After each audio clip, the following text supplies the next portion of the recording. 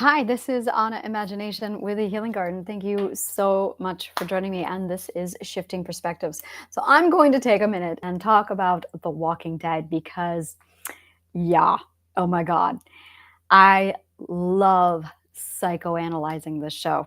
Absolutely love it. And last time I watched it, I'm actually watching it now. I think I made it up to, oh, where are we? I don't know where we are in the show. Oh, I don't remember. Oh, wait, we finished it. And now I'm on to Dead City. And I'm working my way through Fear the Walking Dead. So it was when we restarted it. I restarted it with my daughter, and I'm watching it. And it was definitely the first season that I had the most fun with, the first and the second season, because of what they're doing. And there was this one day where it was the episode. My daughter just sat down. She's like, I'm here for this. It was the episode when the women are all washing laundry. It was the episode when Shang beats the hell out of Carol's husband. It was that episode. And my brain just went explodey bits all over, like, oh my God. I just psychoanalyzed the whole, like, this is what they're doing. And sure enough, as the episodes progressed, it got to that moment where Rick said, we're done here. I'm in charge. This isn't a dictator, or this isn't a democracy. You want to live and come with me? We're doing it my way. And I went, there it is. That's when the whole thing falls apart. So this is all of the psychoanalysis that I did on Walking Dead. So what you see right after the system falls is basically the men in the group reinstate the patriarchy. It's what they know, it's what they're familiar with. So they carry the patriarchy from this fallen society over to their camp. And it becomes almost a dictatorship. And this is where you see men standing around with guns, literally telling the women, you have to go wash the laundry. That is because you see that fourth perspective, follow the rules, maintaining order. The problem was there's more women now than there were men, and there's no society. So you saw the women going, why the fuck are we having to do laundry? Why are we doing this? And you start to see that imbalance of that matriarchy fighting the patriarchy. And the men are sitting there just watching and standing guard all day. And then Andrea, who's a huge catalyst in this whole thing, is going, nope, I'm going to be on guard with the men because she's a protector. So she's got to go out there and protect with the men. But they see the black and white, no, women are over here, boys are in this. And there becomes this massive battle, this conflict between the patriarchy and not the patriarchy. And Shang and the other two characters, Daryl does it, not Daryl. Yeah, Daryl does it. Daryl and Shang do it, and then Carol's husband, Dale. Dale is his name. So it's Dale. Dale enforces it, and Shang enforces it, and Carol's husband, he absolutely enforces it. And what ends up happening is they basically, and it's not intentional, they all enforce it differently. And this is a great example of seeing all the different ways that a man or a person can reinforce the patriarchy. Even the women who comply happily and obediently are enforcing the patriarchy. It's the whole concept of society has fallen. We all have societal roles that we must obtain. There's fucking zombies everywhere. And they're making sure, I'm sorry, there's walkers. There's walkers everywhere. And everyone's making sure that everyone follows the fucking conformity of the fourth perspective.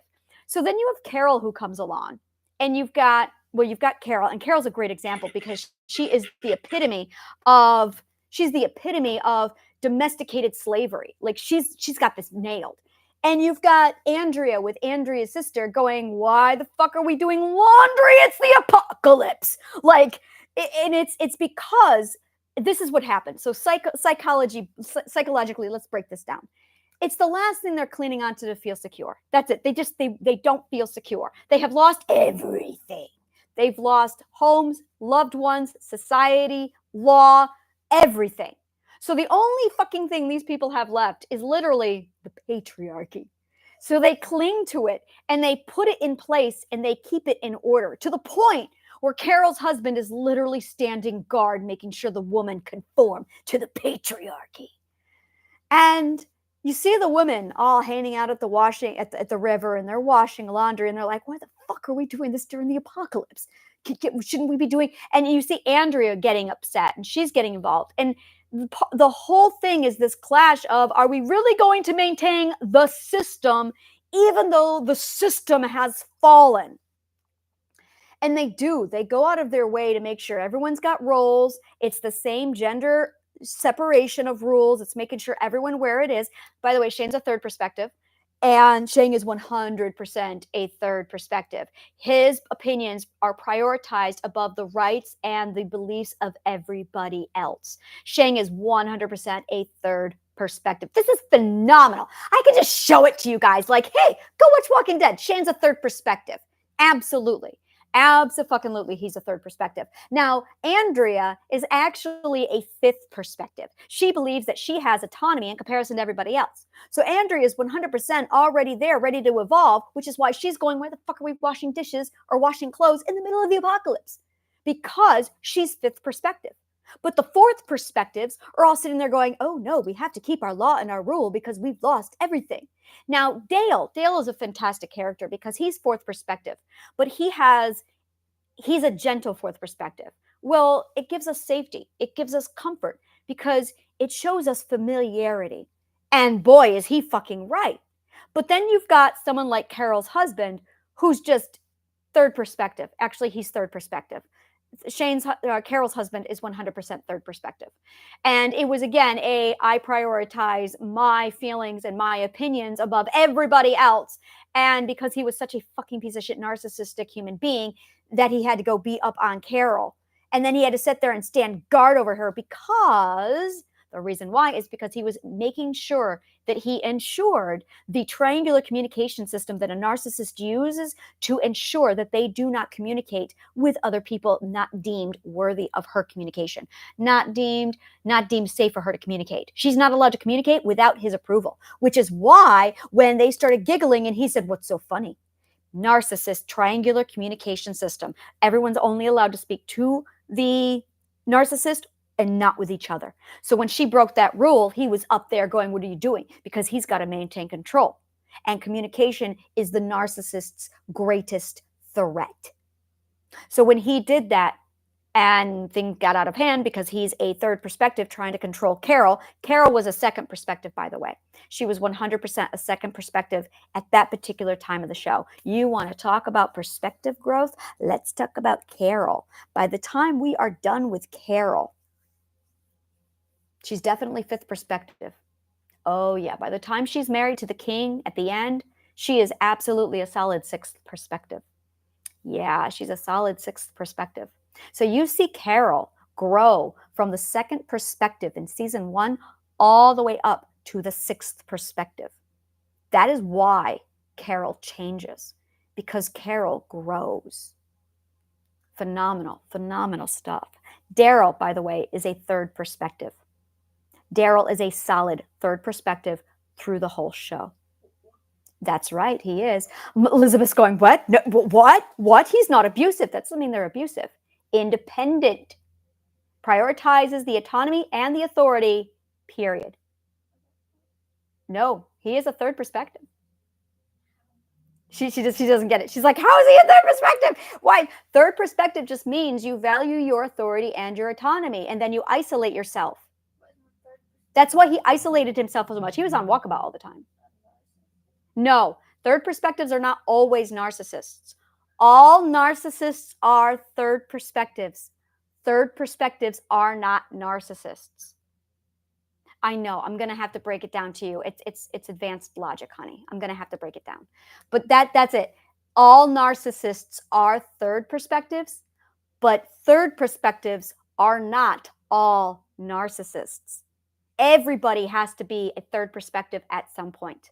Some third perspectives, when they become third perspective, when we become third perspective, we enter one of two stages. We either withdraw or we become aggressively violent. The ones who become aggressively violent and seek to control because they feel unsafe, they are the ones who become narcissists. The ones who they feel the same thing. It's the same, oh my God, I am in control. I have autonomy. I have authority. But then they withdraw. They absolutely shut down and they just become independent. Those are your hermits. Hermits are absolute solid third perspectives. They are solid third perspectives. You see Daryl move into the fourth perspective when Daryl starts to work with Rick and he helps him conform to the rules and laws that he puts down. And then you see Daryl move on to the fifth perspective again when he embraces, okay, I value other people here. And now he's again at that third, and he's at the autonomy and authority is equal to the system. But yeah, when you first see Daryl, he's absolutely solid in the third perspective. He does not learn to get along with other people and to obey the rules until Rick comes along. And then you see Daryl with Carol shift and grow, which is why Daryl and Carol get along so well, is because she's second perspective and he's third perspective. Daryl is a phenomenal example of a non-narcissistic third perspective. Phenomenal example of that. Absolutely beautiful example. And that third perspective took on the nurturing and the caring of Carol. It's actually his relationship with Carol that allowed them both to grow into the next perspectives, which is the fourth perspective. Absolutely beautiful. Absolutely beautifully well-written show. So as the show progresses through the first season, you see them cleaning to that patriarchy system until it finally gets to that point where shit hits the fan and Rick takes over and says, this is bullshit. This is not a democracy. I am in charge. If you want to survive, I am in charge. That was Rick moving from fourth perspective, the officer. Oh, this is so fucking gorgeous. I love that they did this. This was him moving from fourth perspective. They could not have studied. I've got to look into this now because it's extraordinary. This is such an instinctive level of human behavior that we just instinctively know this, but we don't know it because we don't give it name yet. So when you first see Rick, he's in fourth perspective. By the way, Shane is what happens when a third perspective ends up becoming a cop. Not pretty. And Rick is a fourth perspective. That's why he's all law, order, peace, make sure everyone follows the rules. That's why he takes Merle. Merle's second perspective. That's why he takes Merle and locks. There you go. Merle and Carol are both second perspectives. Merle and Carol are both second perspectives. Merle moves into third perspective later when he loses his hand. You see him grow into third perspective, and then you see Carol go from second perspective on up. So if you look at the perspectives, there's also the pacifist side of each perspective. There's the neutral side, the assertive side, and then you have the aggressive side. So every perspective has your pacifist, passive, aggressive, and then neutral. Every one of them has that. So just because you're third perspective doesn't mean you're aggressive. You could be aggressive third, you could be neutral third, you can be passive third. Carol was passive third when she went into the third perspective. Daryl was passive third, passive second. And Merle was aggressive third. Shane was aggressive third. Aggressive thirds are the ones who become narcissists. And then Rick went into the fourth perspective. Rick started with the fourth perspective. And then after the fourth perspective, you see him shift into the fifth perspective. That's when he says, I'm in charge. This isn't a dictatorship, or this isn't a democracy. I'm in charge. You want to survive. That's when he took the autonomy, took the authority, and said, I'm in charge. And the reason why he did that was to make sure everyone stayed safe, because no one could get their fucking shit together at that point. And he did have a responsibility and a job. And it wasn't about law and order anymore. It was about leading and keeping people safe. Negan, she wants to know what Negan is. Negan's a 3. Negan is an aggressive 3. No, he's a solid, he doesn't grow. He is a solid, Negan is a solid aggressive 3. When we first meet him. At the end of the show, he is a 6. And it is because of, what's the girl's name? No, not Maggie. Oh, God, no, not Maggie. I hate Maggie. What's her name? No, I got to, just don't talk for a minute. I got to think of her name. Ass kicker. Judith. Judith is the one who helps him grow. It's when he was in prison that he finally, look at that. I love it. I love this show. Okay, so a third perspective. In order to get out of third perspective, you have to spend time alone.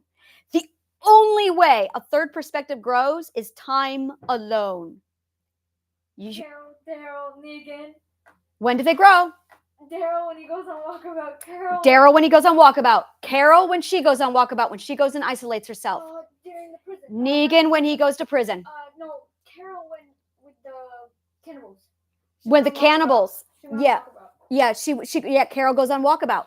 When Carol goes on walkabout in the Terminus episodes, when she gets isolated, that's when she stops being third perspective and moves to fourth perspective. You have to be alone in third perspective. Lord of the Flies. Negan was never alone.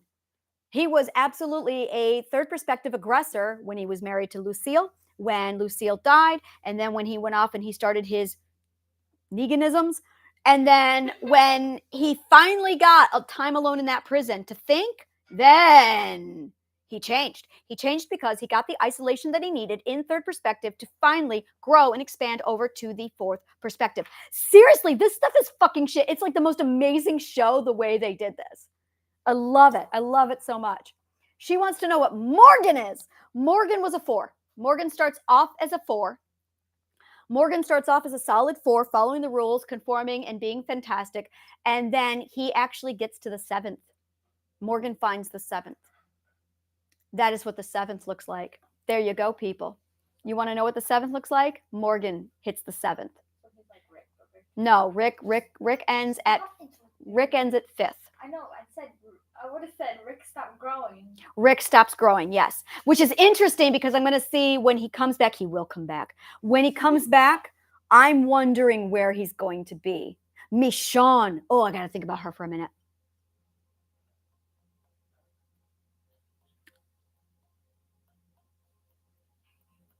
Michonne's a 3. She starts off at a 3. And she is on walkabout for a long time. So when she finally finds the society, she shifts to a 4. You see Michonne shift from 3 to 4. That is her massive character shift. When she goes from isolated, I don't need anybody, I'm alone, to, okay, I'm here now. And then you see her take on the role of authority. That is when she absolutely adopts it. And then you see her shift again when she goes and looks for Rick. That's when she moves into the 5th perspective. So you see Michonne grow from 3rd to 4 and then from 4 to 5. Absolutely astonishing. I love it. Aren't you worried about spoilers? No, the show is 10 years ago. Oh, still. No, I'll just put like a whole little spoilers, but no, everyone's sing Walking Dead. I haven't. Sorry. Go plug your ears. So yeah, anything I got to think here. Was there any other characters? Glenn was a solid 4. Lori. I hate Lori so fucking much. Oh, Herschel's a 4. Herschel's a solid 4. No, Herschel might be a 2. Herschel might be a 2. Herschel's a 2. Herschel is a solid 2. Herschel is a 2. Oh, this is beautiful. Oh, this is nice. So Herschel is a 2. He's all about community and God, and he's got the whole, I'm the leader, I'm the household leader. This is my house. I make the rules. That's a 2. So Herschel is a 2. But you see Herschel grow to 3 and then grow to 4. You absolutely see Herschel shift. Probably when they were walking out and they were doing their alone time after he lost his leg. Wait, when did he lose his leg? Later in the prison. It was before they arrived at the prison that Herschel was already at a 4. So Herschel was a 4 at the prison. Yeah, Herschel was a 4 at the prison. But he was a 2 on the farm. And again, that's why his character changed. That's why you see the difference, is you see him go from 2 over to 4. That's why they're growing. God, I got to look to see what I swear they've studied spiral dynamics. They must have studied spiral dynamics in order to put that show together as efficiently as they did. But they dropped the ball with, see, you don't have this level of psychology and then drop the ball on Andrea. That's what's not making sense. Now, if they just put it together with instinct, which is very common for writers, a lot of writers instinctively know this shit. Because when you are dissecting characterization this well, you feel shit. You know shit. Oh, here it is. Nope. The man who wrote the manga, the man who wrote the graphic novel, he did spiral dynamics. He researched the spiral dynamics. That is a common It is very common for writers to study psychology. That's what got me into it. Is I wanted to write books. So in order to make an accurate character, you have to study psychology. That's why I get it. That was like one of my huge things of I want to make sure this character is accurate. Is she behaving psychologically correct? You know what book is inaccurate? 50 Shades of Grey. No psych work. Oh my God, what a nightmare. Like I can't.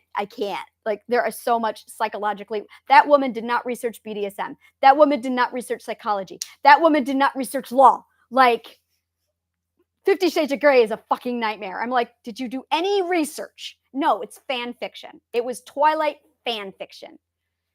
Yeah, we're not talking about 50 Shades. We don't touch that shit.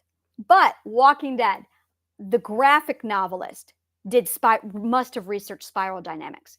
And then the authors of the screenplays or the screenwriters, when they stepped in and wrote the show, they upped the age for Andrea, and they did not adjust her psychology to adapt to the fact that she was now 30 years old. That makes so much more sense.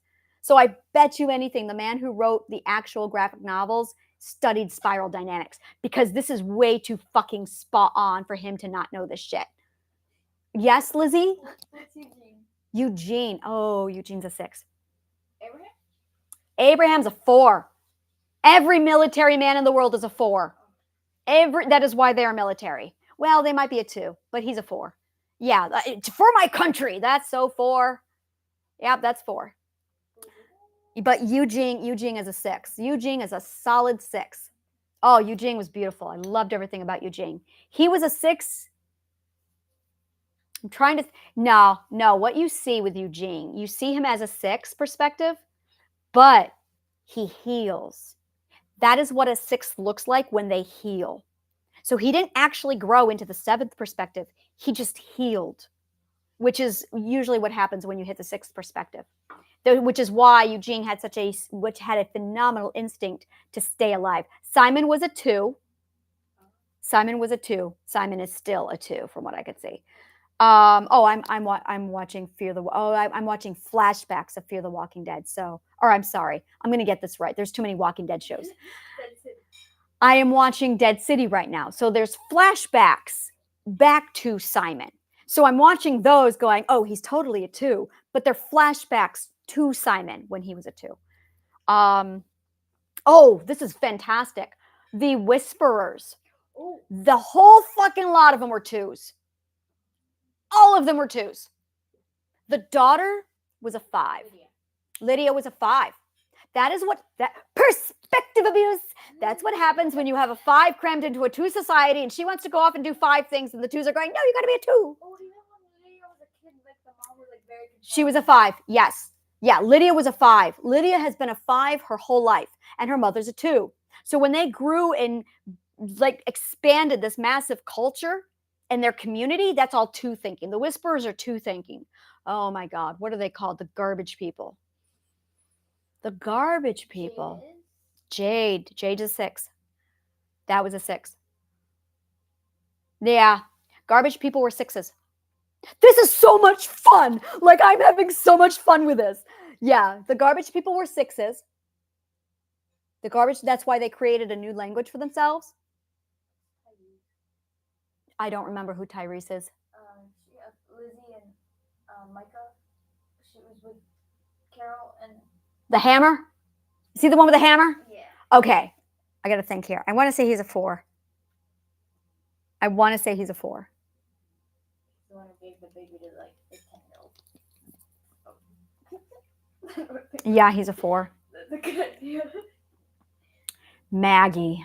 Oh, Maggie has so much subconscious garbage in her head. Maggie's fun. All right, so Maggie was raised by a 2, but her subconscious mind is a 2. She acts like a 2, but that's not her identity. Maggie's going to be fun. The problem is Maggie was also severely traumatized. So Maggie has trauma on top of her father suppressing her with 2nd perspective. So she's got a subconscious mind of 2. And I'm trying to figure out a time when I've seen Maggie acting like Maggie.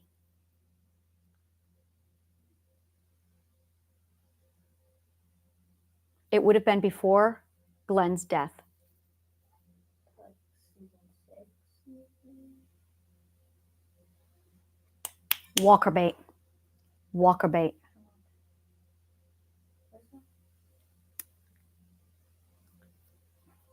I believe Maggie is a 5. Maggie is a 5. Wow, they hid this one well. Maggie is a 5, but she was abused by a 2. The suppression from her culture, from her father, kept her at a 2. That is a phenomenal example of an abusive father who's actually a very kind father. He was a good man, but his restriction of you have to be a 2, you have to obey Jesus, you have to do the religious thing, that's perspective abuse from a very good man. That's what it looks like. So this 5 perspective woman was crammed into a 2 perspective behavior and then fucking traumatized by Negan. Oh my God, she has a lot to her. Yeah. Maggie is so much fun. The reason why I can't stand her is because the actress does not have very good accent skills. That's all. She's actually British, and she's in what movie is she in? She's in Supernatural. And in Supernatural, she doesn't have to have an accent, so she speaks normally. She speaks with a British accent. And when she does the actress, when the actress does the character Maggie, she just botches the Southern accent so horribly that I can't stand the character. So I just can't get over this accent. That's the only reason why I can't stand Maggie, is because the actress botches the Southern accent so horribly. That's it. That's it. She's a good actress. She just can't do an accent. So I hear her voice and I'm like, oh God, please don't speak. And then I got to enjoy the actress's skills in Supernatural. And I'm like, oh my God, the woman can really, really fucking act. She just cannot do a Southern accent. And which is why her Southern accent is so abysmal for Walking Dead. But her character, that's a 5-2. She's a 5-2-4. That's her combination. So she's a 5th perspective for her identity, but she's also she's got that massive amount of trauma. So that's Maggie. And then Glenn is a 4-5. Well, he starts at 4 and then he grows to 5. So you see Glenn's growth, 4 to 5. Judith. Judith is a 5. Judith is a solid 5. Judith is a 5 from the time Judith is 4 because her parents raised her properly. Judith is what happens when parents leave children alone to be themselves. Carl's a 4 at first. Oh, that's a good question. What is Carl later? Carl's a 5. Carl grows to be a 5. Now, Carl is what you see when a child is raised in the common perspective. That was from Lori. And then, yeah, that was Lori very much in putting her perspective onto Carl. And then when she passes away and they're in the new system and there is no environmental 4s anymore, you see Carl grow into the 5 naturally. So his perspective was able to correct itself. And his sister, Judith, starts off as a 5, and she's 5 all the way. She's phenomenal. So she will naturally continue to grow as she needs to grow properly with the perspective growths as nature intended. Yeah, I would not be surprised if when we see Judith again, she's a 6, a solid 6. Like, definitely. She's probably going to hit 6 when she's 12. And then by the time she's 15, she'll be a 7. If she continues the way she is, untethered by nature or untethered by human interference, which I didn't see any of it of. But again, which I did not see any evidence of that. And Judith did a lot when she was working with Negan through communication, that Negan was finally able to progress from 3rd perspective in prison over to the 4th perspective. And then you see him move into the 5th. Now, Negan now is toggling 5th and 6th. I think he's moving into the 6th. The 6th is when you start to value wow, it's amazing. The 6th is when you start to value the economics, the environment. It's when you start to concern yourself with the environment. So we'll see if Negan progresses further. But yeah, Morgan was 7. I think that covers everybody. Did I get all the characters from Walking Dead? Like Eden? Who's Eden? Carl's girlfriend. Should I buy those first? Yeah, I know. I'm trying to. I don't think I know the character that well. She had brown hair. Yeah, I know who she is. Yeah, I know who she is. Like the character comes to mind. Oh, You know what? She was third perspective with Just Survive Somehow. That was her third perspective walkabout. And then when she gets to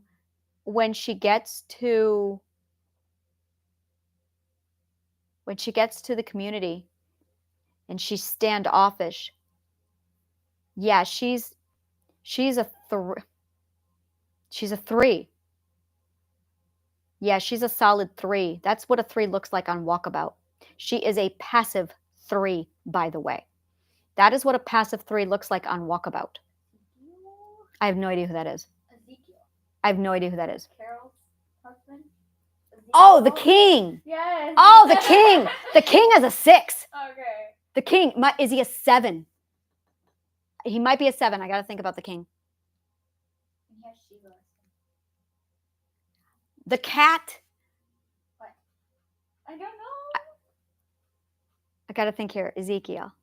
Is Ezekiel a 7? He can communicate. He can communicate, which tells me he's an 8. He sees things. He can mediate between all the perspectives. Ezekiel might be an 8.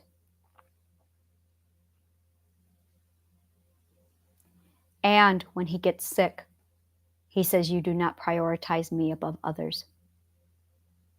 Ezekiel might be an 8.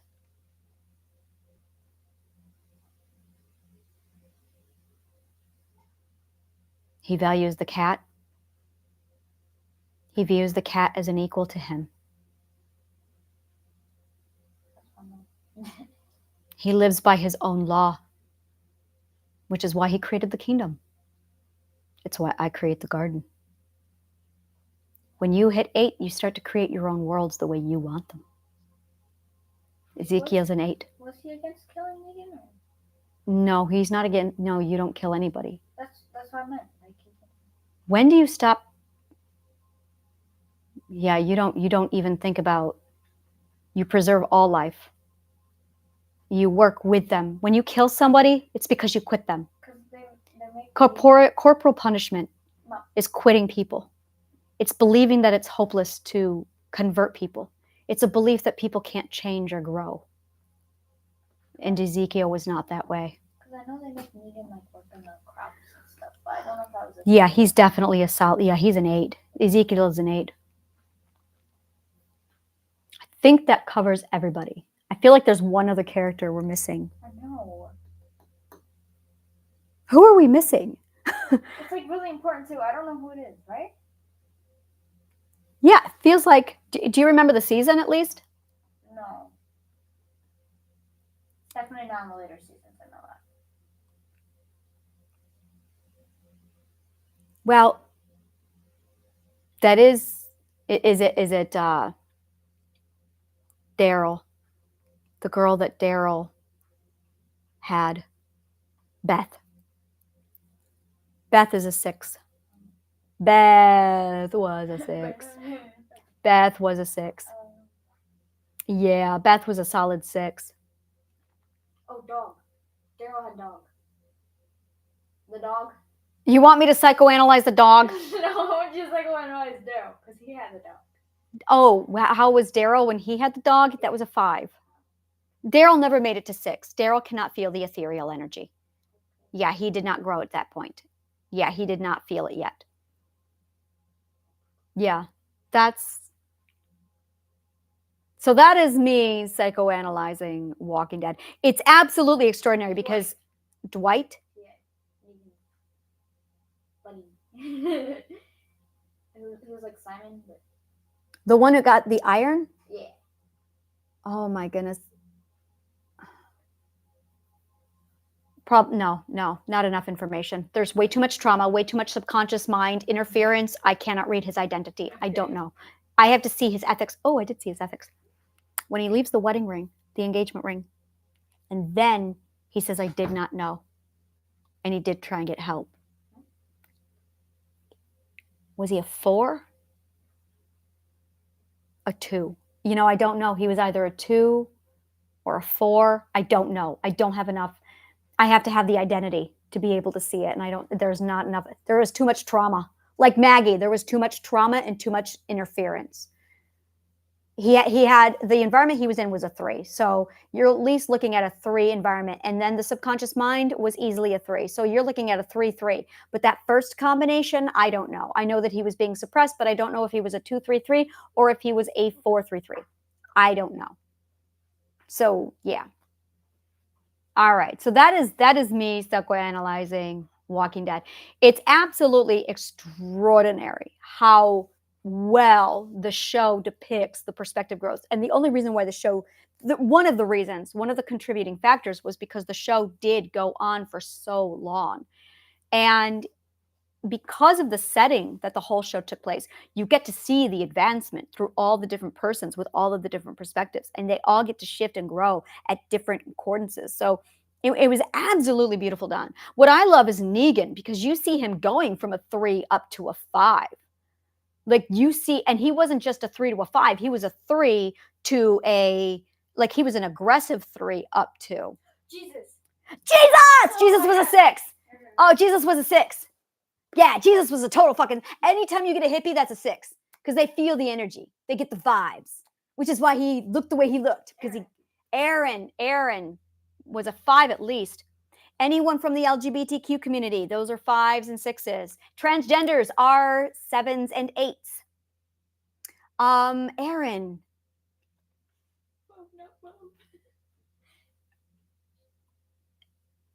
Yeah, I would say definitely 6 by the end. Definitely 6 by the end. Yeah, Erin was a 6 at the end. She pulled out the script like, all right, let's just go through all of it. Michonne, Carl, Judith, Beth, Andrea,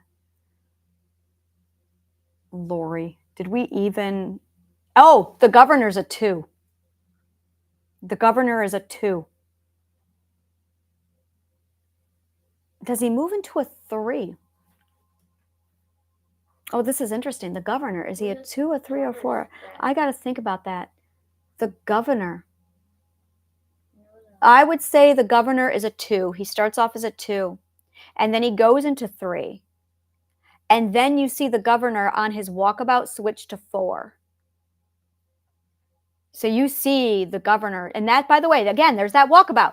3s really need to be left alone. Really, like they have to be left alone. They're not going to reach the next stage of growth and development unless they're left alone. They need to just be alone to think about themselves and figure out how they relate to the world.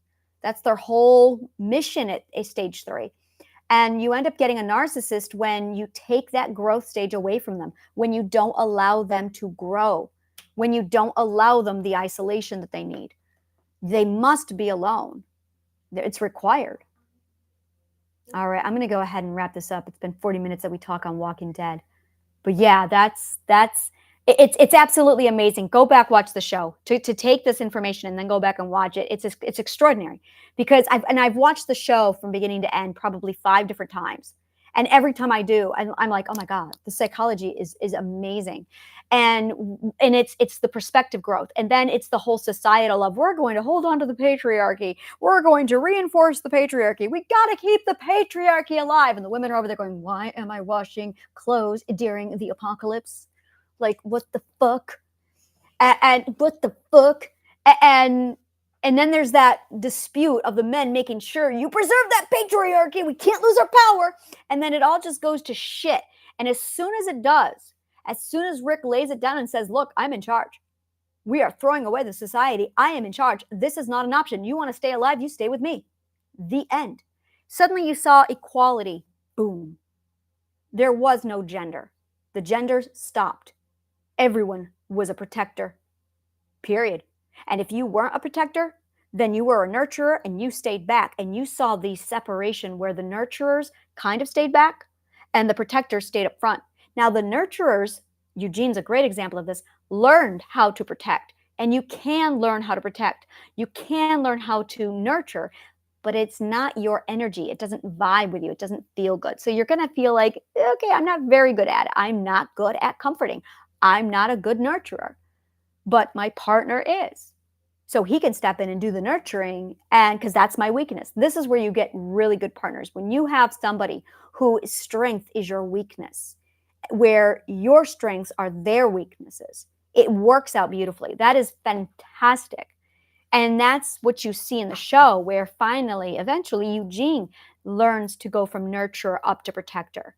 Now, he's not comfortable doing it. It's definitely not his comfort zone, but he does learn it.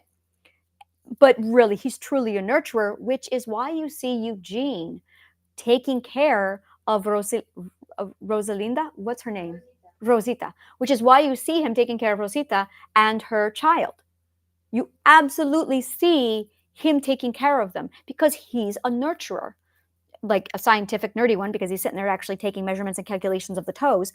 But that's what happens when a sixth perspective nurturer absolutely is put in his natural environment.